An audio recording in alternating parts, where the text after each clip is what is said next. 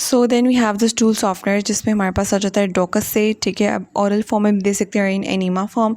Then we have the glycerin suppository and then we have the mineral oil. They are stool softeners as the name indicates. Mechanism of action क्या होगा इनका? Surface active agents that become emulsified with stool and leads to produce soft faeces and soft passage, ठीक है। So ये हमारे पास इनका simple सा मैकेनिज्म ऑफ एक्शन है। Then we have okay okay they're used to prevent or they're used to prevent or treat fecal impaction in young children and debilitated patients, means जो bedridden patients होते हैं और जो young children होते हैं उनमें stool impaction हो जाती है, so their stool softeners are used, ठीक है। adverse effects क्या आ जाते हैं इनके? they can cause lipid pneumonitis, impaired absorption of the fat soluble vitamins like A D and K, ठीक है। सो कॉन्ट्रा इंडिकेशंस क्या है हमारे पास? जो है mineral oil is a contraindication. Then we have the osmotic laxatives, ठीक है। ऑस्मोटिक लेग्जेटिव्स का भी नाम आपको इंडिकेट कर रहा है, ठीक है। मेनली हम जो यूज़ करते हैं that's lactulose as osmotic agent. soluble but non-absorbable compounds increases to liquidity, ठीक है। non-absorbable sugars or salts, magnesium hydroxide, mainly milk of magnesia के नाम से आता है। then we have the sorbitol, lactulose, these are all the osmotic laxatives। अब clinical uses क्या हैं osmotic laxatives के? clinical uses में they're used for the treatment of acute constipation or prevention of chronic constipation। high doses leads to prompt bowel evacuation, purging जिसको हम बोलते हैं, ठीक है, 1 to 3 hours। ओके यहाँ पे मैंने जो है वो लैक्टोलोज का मैकेनिज्म सेक्शन बड़े अच्छे तरीके से फ्लो चार्ट की फॉर्म में डिस्कस किया हुआ है, ठीक है। अब चाहें तो इसका स्क्रीनशॉट ले लें, लेकिन मैं साथ में डिस्क्रिप्शन में नोट्स भी ऐड करती हूँ, तो आप वहाँ से भी देख सकते हैं, ठीक है। ये याद करना बहुत ईजी हो जाएगा आपके लिए। सो फर्स्ट ऑफ ऑल जो लैक्टोलोज है हमारे पास that is not hydrolysed with the G8 enzymes, ठीक है। So it reaches the colon as it is. जब कोलन में चला जाता है so it is degraded with the colonic bacteria. As we know कि हमारे पास काफ़ी जो है नॉर्मल फ्लोरा कमेंसल्स होते हैं कोलन में, सो it is degraded with the colonic bacteria into the lactic formic and acetic acid, ठीक है। सो ये हमारे पास सारे एसिडिक फॉर्मेशन हो जाती है और स्वे फ्लैटस और गैस प्रोडक्शन दी होती है हमारे पास, ठीक है। सो विच इंक्रीज, अब जो हमारे पास ये lactic acid formic and acetic acid है ये इंक्रीज ऑस्मोटिक प्रेशर, और जो हमारे पास फ्लैटस एंड गैस है they increases the cramps. So increase osmotic pressure lead to fluid accumulation। जब फ्लूइड accumulation होगी this will lead to colon distension, soft stools and defecation, ठीक है। So this is the mechanism of action of laxatives. Then we have the purgatives.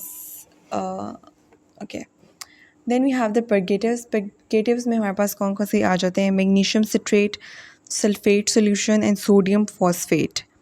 Adequate hydration should be maintain with purgatives, क्योंकि हमारे पास काफ़ी जो है वो हमारे पास water loss जो है थ्रू डेफिकेशन हो रहा होता है। So adequate hydration is mandatory when you using purgatives, especially when you are using any prokinetic agents you are advised to keep yourself hydrated।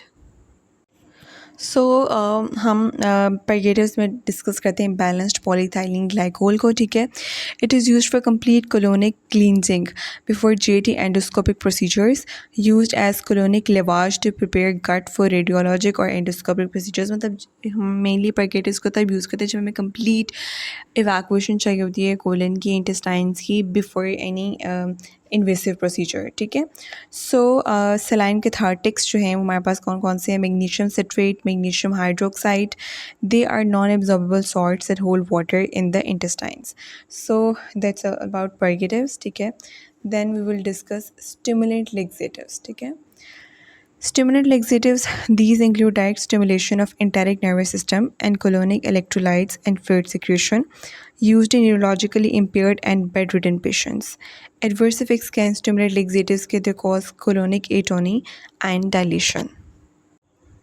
Then in prokinetic agents we have the anthraquinone derivatives, ठीक है। anthraquinone derivatives में हमारे पास कौन कौन से जो है ingredients आ जाते हैं, ठीक है।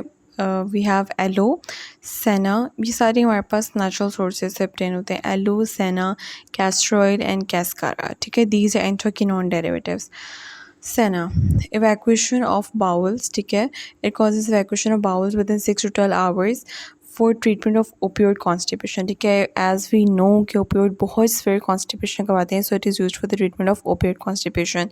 Adverse effects of anthraquinone derivatives mainly senna is brown pigmentation of colon known as melanosis coli and carcinogenic potential होती है इसकी, ठीक है। सो मेनली हम इसको प्रेफर नहीं करते because it has carcinogenic potential. Okay, then we have the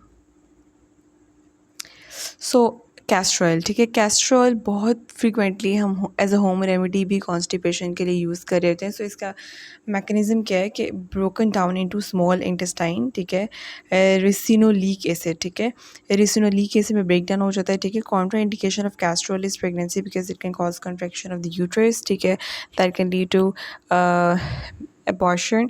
So castor oil जो है that's contraindicated in pregnancy, ठीक है। Then we have the diphenyl methane derivatives, ठीक है। Diphenyl methane derivatives we have mainly bisacodyl, ठीक है, induces bowel movement within 6 to 10 hours, act as suppositories and enteric coated tablets, ठीक है। ये हमारे पास minor drugs में आ जाते हैं। Then we have the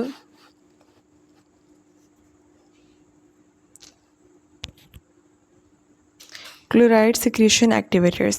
Chloride secretion activators we have lubiprostone, linaclotide and प्लीकेनाटाइड, ठीक है। मेनली जो हम यूज़ करते हैं दैट्स लूबीप्रोस्टॉन, ठीक है।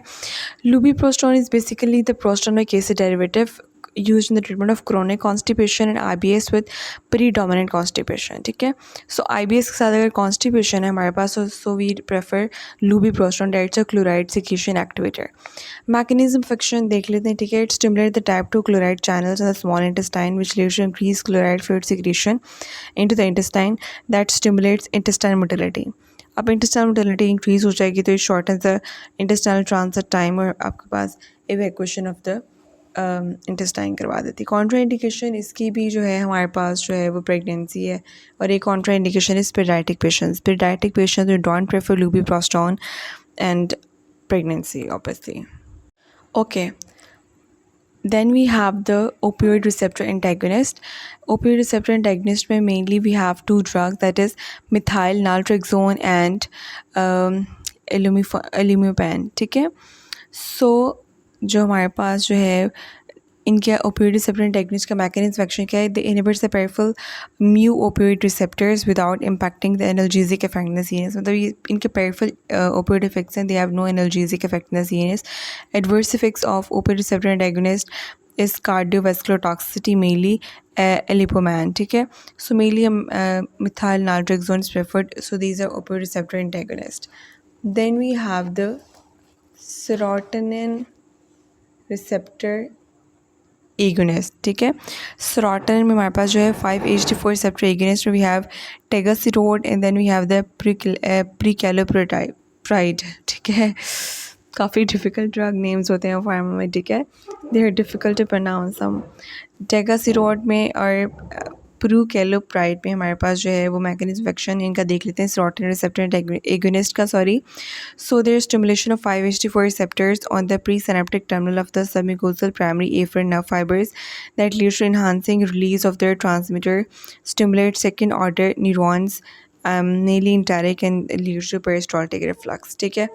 अब हम इनका एक्शन डिस्कस कर लेते हैं, ठीक है। एक्शन में enteric neurons जो हैं stimulate proximal bowel contraction via the acetylcholine and substance P and distal bowel relaxation via the nitric oxide and vasoactive intestinal peptide। ये आपने याद रख लें, हार्मोन्स के acetylcholine जो है proximal bowel contraction करवा रही है और distal bowel contraction is caused by nitric oxide and vasoactive intestinal peptide।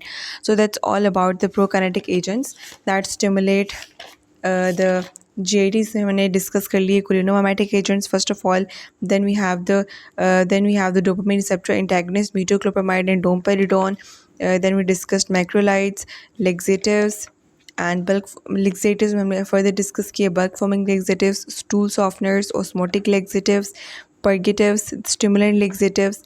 Then we discussed anthraquinone derivatives, diphenylmethane derivatives, chloride secretion activators, and at last we discussed opioid receptor antagonist, and then we discussed serotonin 5-HT4 receptor agonist, ठीक है। that's all about the prokinetic agents। अब हम next जो है वो anti diarrhoeal जो है वो डिस्कस करेंगे।